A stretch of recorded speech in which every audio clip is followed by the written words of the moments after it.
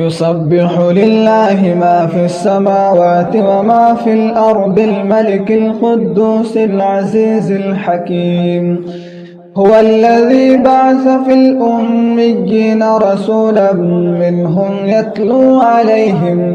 يتلو عليهم آياته ويزكيهم ويعلمهم الكتاب والحكمة وإن كانوا من قبل لفي ضلال مبين. وآخرين منهم لما يلحقوا بهم وهو العزيز الحكيم.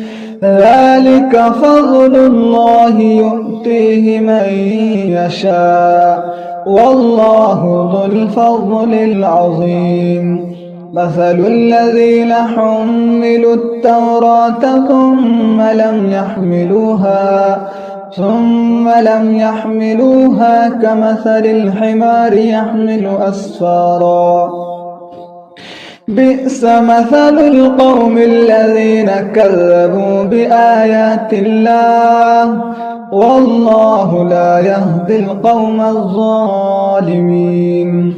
قل يا أيها الذين هادوا إن زعمتم أنكم أولياء